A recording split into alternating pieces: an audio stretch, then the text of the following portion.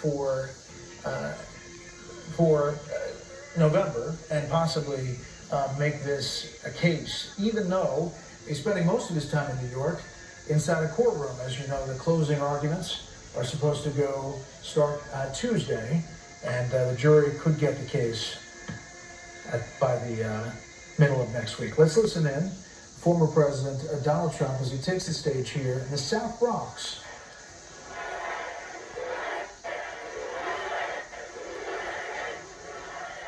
Well, hello everybody. Thank you very much. This is some turnout. So by the time the other 6,000 or 7,000 people get here, it's bigger. Our subways are squalid and unsafe. The ceiling tiles are falling down, and they look worse than a third world country. The medians of our highways are crumbling. Our sidewalks are littered with garbage, bottles, and trash. But worst of all, the discarded needles from people that so desperately are in need of help. And we have mobs of migrants fighting our police officers and giving America the middle finger. But we are not going to let this continue. We are not going to abandon our hope and our pride. This city has given us so much, and now it is time that we are going to give it back. Together, we are going to make New York City great again, and simultaneously, we are going to make America great again. You can't save this country. No one can. No one can.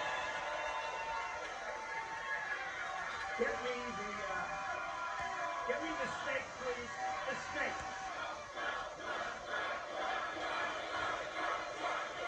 Thank you, everybody. What a crowd. This is something. You know, we wanted to keep it small because who knew? This is like a love fest. Love fest. It's a love fest. We love you. Thank you, darling.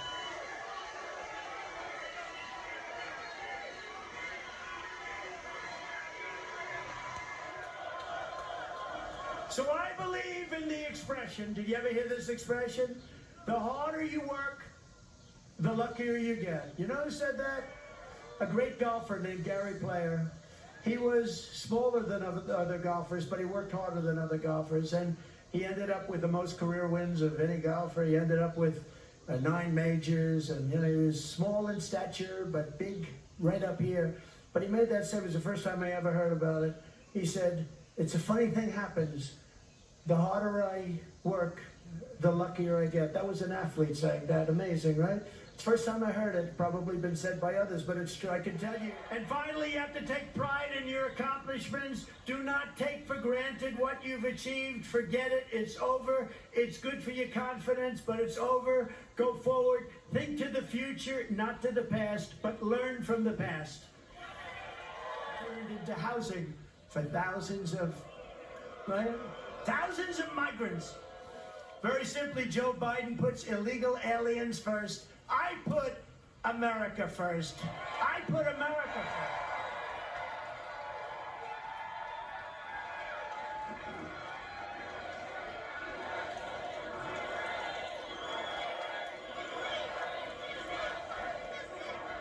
Would anybody, now this is up to you, has anybody heard the snake?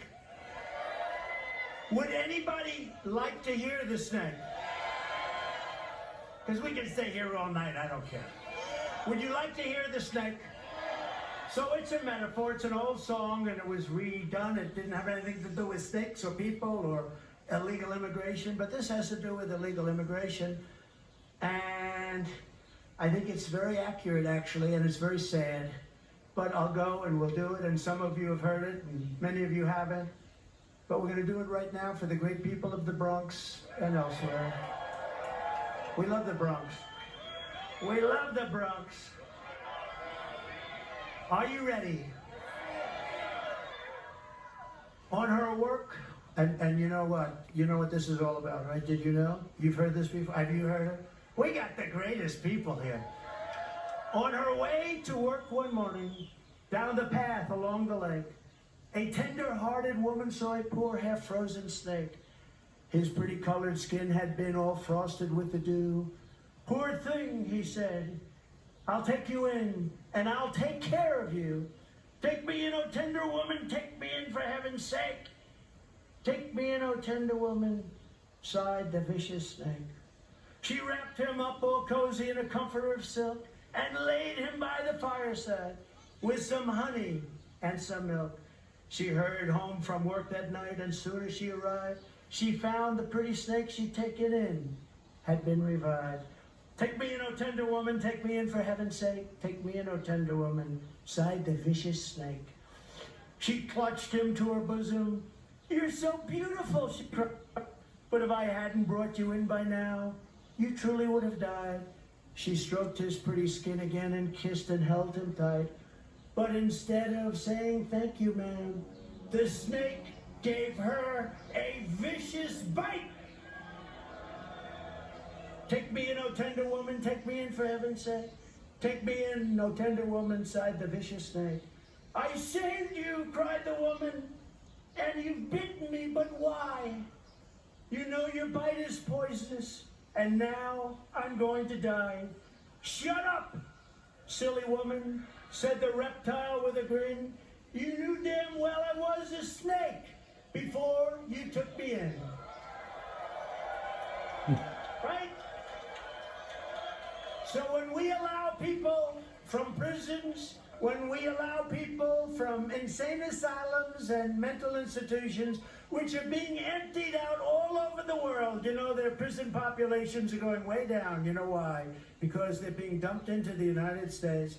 When we are allowing terrorists at numbers that we've never seen before, remember the snake. Remember the snake. Because you're going to get bitten like you never got bitten before, and you need a new president, and you have to get rid of this person who is not a smart person, not a respected person, and doesn't have a clue what the hell is happening. So, that's the snake. Did you enjoy the snake? Come on up, Ruben. Good.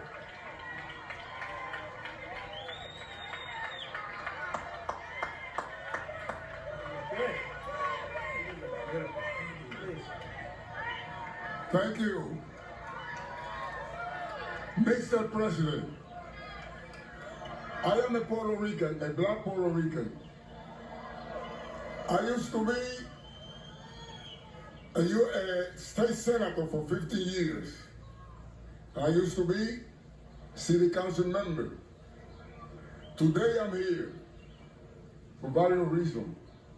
But I want to tell you first that as a Puerto Rican, as a Hispanic, I want to apologize to you for the conduct of George Juan Merchant. As a Hispanic, I want to apologize.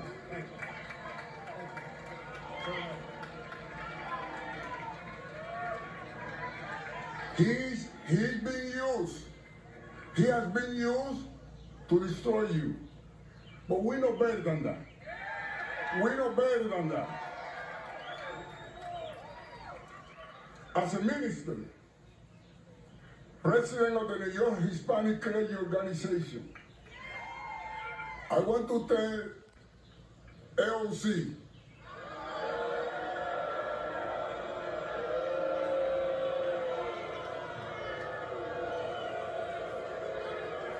this morning she intended to become a prophet.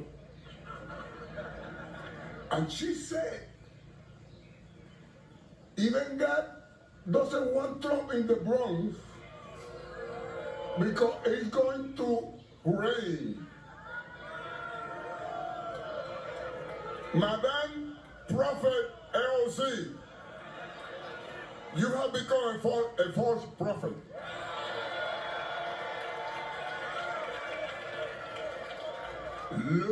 Look at what a beautiful day.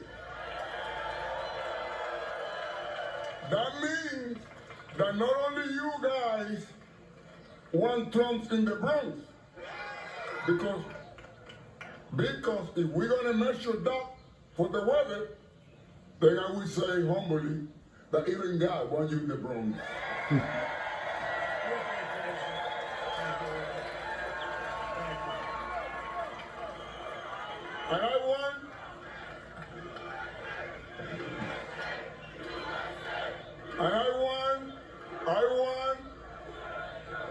close by saying, Mr. President, I want to join you in having the Bronx great again. Please accept this Democrat, this black Puerto Rican with a kinky hair and a broken English. Please accept my endorsement for you as the president. Thank you very much.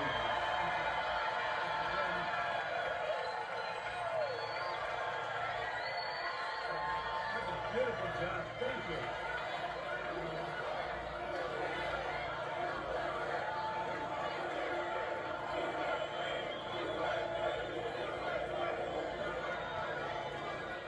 A borough that voted 90% for Biden in 2020, which today became a bit more red.